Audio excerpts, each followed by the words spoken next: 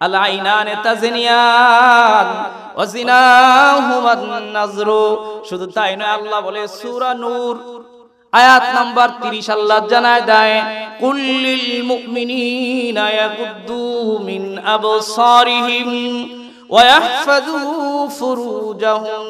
হে মুমিনেরা, হে নবী, আপনি আপনার উম্মতের মধ্যে নর নারী পুরুষ এবং মহিলা সবাইকে সতর্ক করে দেন, জানায় দেন তারা যাতে করে তাদের দৃষ্টির হেফাজত করে, দৃষ্টি অবনত রাখে এবং নিজেদের লজ্জা স্থানগুলো হেফাজত করে।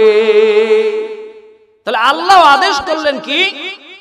দৃষ্টি অবনত রাখতে, নিচের দিকে রাখতে, আর লজ্জা স্থানের হেফাজত। তাহলে বোঝা গেল এখানে এই আয়াতের তাফসীরের মধ্যে কেউ যদি তার দৃষ্টি হেফাজত করে তাহলে তার লজ্জা স্থানের হেফাজত হয়ে যাবে। 14 জন মেয়ে ব্যতীত, 14 জন মেয়ে মানুষ ব্যতীত অন্য কোন মেয়ের দিকে তাকানো যাবে না, তোমার জন্য হারাম করে দিয়েছে। যখন এই গয়রে মাহরাম মেয়ের দিকে তাকায় দিলের মধ্যে কুমন্ত্রণা সৃষ্টি হয়, কিন্তু আল্লাহ যাদের দিকে তাকানো তার জন্য জায়েজ করেছে। এমন মেয়েদের দিকে তাকাইলে কোন যুবকের দিলের মধ্যে কোনদিন খারাপ ধারণা আসে না। এই জন্য আল্লাহর নবী বললেন কি? আল আইনানে তাজনিয়ান ওয়া জিনাহুমান নাজরু।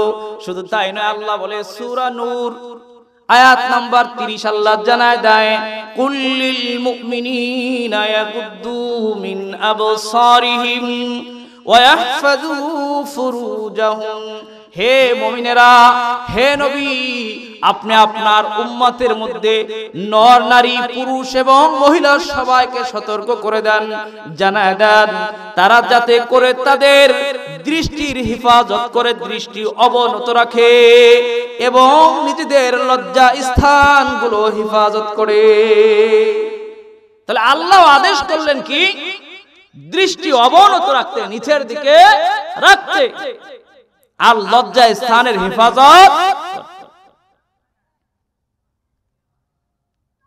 তাহলে বোঝা গেল এখানে এই আয়াতের তাফসীরের মধ্যে কেউ যদি তার দৃষ্টি হেফাজত করে তাহলে তার লজ্জা স্থানের হেফাজত হয়ে যাবে। দৃষ্টির হেফাজত করতে পারলে লজ্জা স্থানের কি হবে? হেফাজত হয়ে যাবে। এই জন্য দেখেন, আপনার সামনে যদি একটা অন্ধ মানুষকে দাঁড় করায় দেওয়া হয়, তার সামনে যদি সুন্দরী একটা রমণীকে এনে দেওয়া হয়, ওই অন্ধ মানুষটা দেখবে না এটা কালো না সুন্দর, কি রমণীর দাঁড়ায় রয়েছে, কেমন দাঁড়ায় আছে দেখতে পারবে না, দৃষ্টি নাই। এই জন্য দিলের মধ্যে গুনাহের কল্পনা আসবে না। কিন্তু আল্লাহ যাদেরকে দৃষ্টি শক্তি দান করেছে, এই যুবকগুলার দিকে যখন একটার দিকে তাকায়, এই চোখ দিয়ে তখন তিনি দেখতে পায়। বলে মানুষের দৃষ্টি হাদিসের মধ্যে আসছে, আন-নাযারু সাহমুম মাসমুমুন মিন সিহামি ইবলিস। আল্লাহর নবী বলে যে এই মানুষের দৃষ্টি হইল শয়তানের তীর সমূহের মধ্য থেকে একটা তীর। তাহলে আপনার আমার দৃষ্টিটা কি? বলে এই দৃষ্টিটা হইল শয়তানের তীর সমূহের একটা তীর। মানুষ গুনাহ করার জন্য এই চোখ এত বড় একটা জিনিস, যেটার দ্বারা মানুষ গুনাহের সব কল্পনা করে। যাই হোক, এই চোখের হেফাজত করতে হবে। 2 নাম্বার আসি, 1 নাম্বার পাইলাম লজ্জা স্থানের গুনাহ। 2 নাম্বার আল্লাহর নবী বলে আল ফামু, মুখের গুনাহের কারণে অধিক সংখ্যক মানুষ জাহান্নামে যাবে। মুখের গুনাহ কি? জবান ছাড়া কথা বলা যায়? জবান ছাড়া মিথ্যা বলা যায়? জবান ছাড়া ব্যবসা, মিথ্যা না বললে ব্যবসায় লাভবান হওয়া যায় না। মিথ্যা না বললে দোকানদারের দোকানদারি জমে না।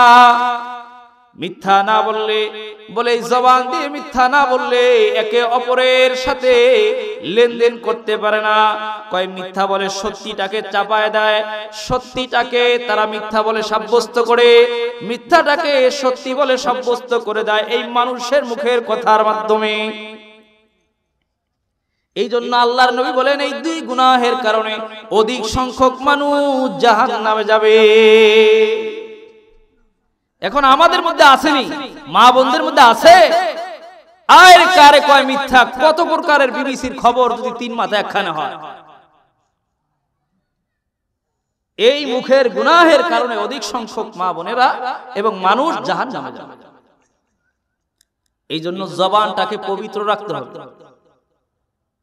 প্রতিটা কথার হিসাব দেওয়া লাগবে।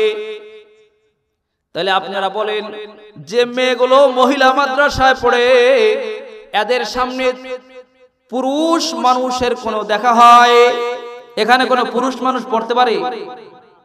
তাহলে তাদের চোখের গুনাহ হওয়ার সম্ভাবনা আছে? নাই। লজ্জা স্থানের গুনাহ হওয়ার সম্ভাবনা নাই, কারণ যেখানে কোনো পুরুষ নাই ওই গুনাহটা হওয়ার সম্ভাবনা নেই। তাহলে আমাদের মেয়েদেরকে এই সমস্ত মাদ্রাসায় এমন জায়গা পড়ানোই উত্তম জায়গা।